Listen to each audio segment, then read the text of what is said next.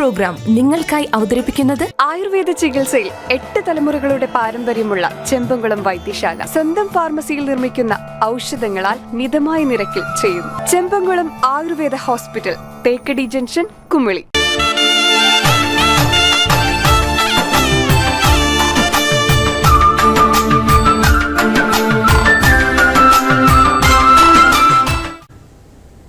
ശബരീശ സന്നിധിയിൽ സ്വന്തം ഗാനങ്ങൾ അവതരിപ്പിക്കുവാൻ അയ്യപ്പ ഭക്തർക്ക് അവസരം. നിലവിൽ യേശുദാസ്, ജയവിജയ തുടങ്ങിയവർ ഉൾപ്പെടെയുള്ള പ്രമുഖ ഗായകരുടെ ഗാനങ്ങളാണ് ശബരിമലയിൽ ഉച്ചഭാഷിണി വഴി കേൾപ്പിക്കുന്നത്. എന്നാൽ പുതിയതായി രചിച്ച് ചിട്ടപ്പെടുത്തി സ്വരമാതിരിയോടെ ആലപിക്കുന്ന ഭക്തിഗാനങ്ങളും ഈ പട്ടികയിൽ ദേവസ്വം ബോർഡ് ഉൾപ്പെടുത്തും.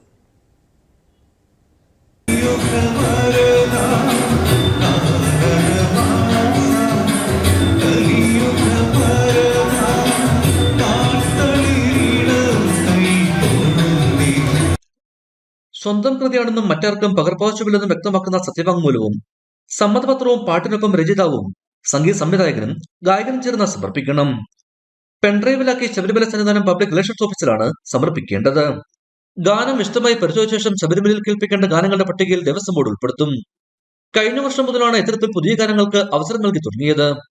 അപേക്ഷകൾ ധാരാളം വരുന്നുണ്ടെന്ന് ദേവസ്വം PRO GS അരുൺ പറഞ്ഞു. ശബരിമലയിൽ പുലർച്ചെ നട തുറക്കുന്നത് യേശുദാസൻ ശബ്ദത്തിലുള്ള വന്ദേ വിഘ്നേശ്വരം എന്ന ഭക്തിഗാനത്തോടെയാണ്.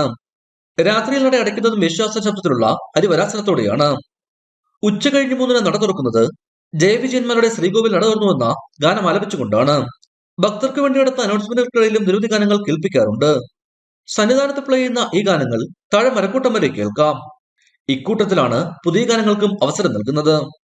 ഇടുക്കി വിഷൻ, സന്നിധാനം.